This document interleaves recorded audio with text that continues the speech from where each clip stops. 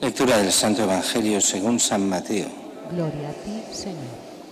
En aquel tiempo tomó la palabra Jesús y dijo: Te doy gracias, Padre, Señor del cielo y de la tierra, porque has escondido estas cosas a los sabios y entendidos, y se las has revelado a los pequeños. Sí, Padre, así te ha parecido bien. Todo me ha sido entregado por mi Padre, y nadie conoce al Hijo más que el Padre, y nadie conoce al Padre sino el Hijo, y aquel a quien el Hijo se lo quiera revelar. Venid a mí todos los que estáis cansados y agobiados, yo os aliviaré.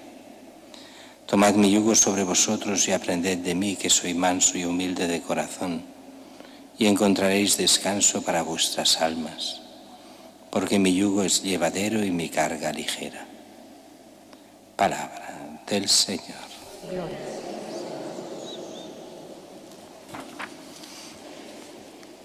Celebramos hoy esta fiesta, Santa Caterina de Siena, y como nos pasa muchas veces, pues hay una serie de santos que son imitables y otra serie de santos que no se pueden imitar. Santa Teresita o el Padre Pío, San Pío de Pietrelcina o Santa Caterina de Siena, entre muchos otros, son inimitables. Podemos imitar su ánimo, pero no lo que hicieron, ni mucho menos, porque es gente tocada por la mano de Dios desde su infancia, además en circunstancias muy diferentes a las nuestras. De hecho, Santa Caterina de Siena, estamos en ese siglo XIV, que era un siglo de crisis, tanta crisis que llevará precisamente el siglo siguiente a la aparición de lo que sería ya el protestantismo, aunque en algunos casos tardará un poco más, pero viene por todas esas luchas internas del papado, de los nobles, una situación mientras el siglo XIII, incluso a nivel teológico, fue un siglo grande. Este siglo XIV es siglo de decadencia en casi todo. Y aparecen estas figuras, figura extraña, ya extraña por la familia extraña. Ella era la hija número 24 de 25 hermanos con una sola madre. Eso hoy, no sé si hay nadie que llegue a tener 24 hermanos de una sola madre y un solo padre. En fin, eso ya hace ver que las cosas eran diferentes en aquella época. Ella, tocada por la gracia desde los 6 años, 5 o 6 años, ya con visiones místicas desde la juventud, desde la infancia, ya queriéndose consagrar antes de los 12 años. Bueno, un caso. Solo a los 18 le dejarán hacerse terciaria dominica, de la familia de Santo Domingo, de los dominicos. Y será todo un personaje. No tendrá educación reglada, no habrá ido nunca a la escuela, que eso no quiere decir que no supiese leer y escribir y entender bien. Persona muy inteligente y sabía leer y escribir, faltaría más. Sabía lo básico al menos, sin ir a la escuela, pero es que esto era muy típico también en aquella época. De familia media baja, pero relativamente acomodada. Es una de las cosas curiosas de aquella época, que pasaban estas cosas. Había familias medio bajas y a la vez acomodadas. Hoy parecería un absurdo, pero era gente que tenía lo suficiente para vivir, incluso con tantos hermanos, pero claro, con padres trabajadores, sobre todo el padre, la madre con tantos hijos, la familia, faltaría más. El padre trabajador, muy buen, toda la familia buenos cristianos, aunque muy de su época, que querían casar a los hijos enseguida y así, lo diré mal dicho, casi sacárselos de encima. Pero no era verdad, no era así exactamente, pero sí que a ella la quieren casar enseguida, ella se niega absolutamente y ya de muy jovencita promete virginidad, vivir en virginidad toda la vida. Empezarán todos sus fenómenos místicos, le asignarán los dominicos un confesor y padre espiritual que llegará a ser después el general de la orden dominica, llegará a ser un personaje, Santa Catarina, que influenciará en toda Europa. De hecho, Europa está muy peleada, muy dividida, y sobre todo en la parte italiana, pero también fuera de Italia.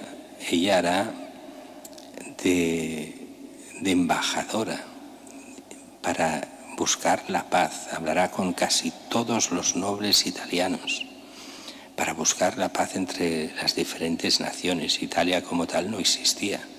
Existían las diferentes regiones que eran independientes unas de otras, incluso había las ciudades-estado. Había de todo allí, también los estados pontificios, y ella intentará remediar en tantas guerras que habían de unos contra otros. En muchos casos lo logrará, en otros no.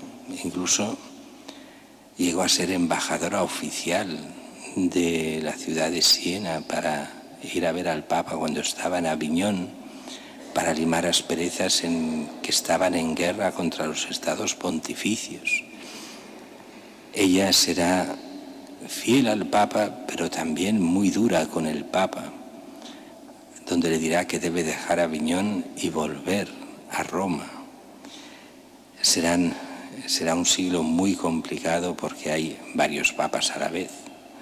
Es el momento del cisma de Occidente, donde ella también irá a Roma a intentar arreglar todas estas cosas, llamada por el Papa. Tendrá también muchas discusiones teológicas con los teólogos de su tiempo y la consideran muchos inculta, pero se darán cuenta que sabe mucho más que muchos teólogos. Y Teres será a partir de ese momento respetada, aunque amada por muchos y odiada por tantos. Será una de estas santas que además es curioso porque nace un domingo de Ramos y muere precisamente a los 33 años, lo que se dice la edad de Cristo. Y murió muy joven, pero habiendo tenido una influencia inmensa en toda la iglesia de su tiempo, la gran Santa Catarina de Siena.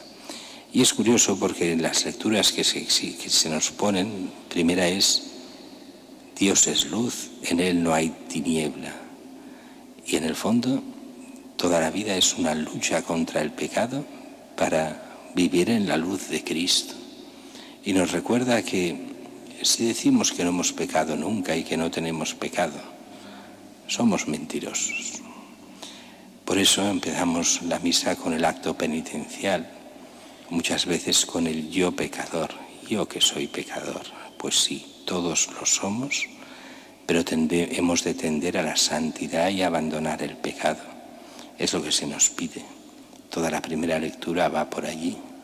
Y la segunda, el Evangelio, es curioso porque nos pone en el mismo Evangelio que en la fiesta de Santa Teresita y de algunos otros grandes santos y doctores de la Iglesia. Dice: te doy gracias, Padre, Señor del cielo y de la tierra, porque has escondido estas cosas a los sabios y entendidos y se las has revelado a los pequeños. ¿Quiénes son los pequeños en la mentalidad del Evangelio? Son los cristianos que viven realmente en gracia de Dios. Esos son los pequeños. Y entre los pequeños están los santos. Todo lo que hagáis a uno de estos pequeños míos, a mí me lo hacéis. En los pequeños, en los cristianos, está Cristo. Lo has revelado a ellos. Y es curioso ver cómo estos santos, aparentemente incultos, en el sentido que no tienen la cultura de todo el mundo, no tienen los grandes títulos de doctores en la tierra, los tienen en el cielo. Este tipo de santos ven lo que los demás no pueden ver. Las cosas de Dios se esconden a aquellos que se creen sabientes, sabios. pero los sabios de este mundo no entienden nada de las cosas de Dios si no se hacen pequeños. Esto es una cosa muy curiosa. Ha habido grandes, incluso premios Nobel, pero solo han sido santos a los ojos de Dios cuando, siendo grandes en la tierra, se han hecho humildes ante Dios. Entonces sí.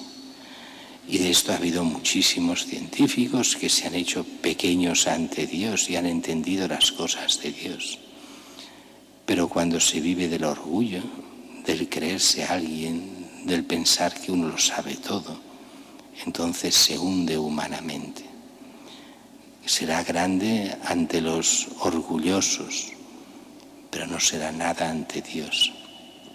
Y estos santos son grandes ante Dios porque, haciéndose pequeños, Dios se ha servido de ellos, en el buen sentido de servirse de ellos. Les ha otorgado toda la gracia, toda la sabiduría que muchos otros no tienen. Pero no es la sabiduría humana, es la sabiduría de Dios, que supera en mucho a la sabiduría humana, porque es aquella sabiduría que nos lleva por el camino del bien y la verdad, que nos lleva a Cristo, nos lleva a la vida eterna.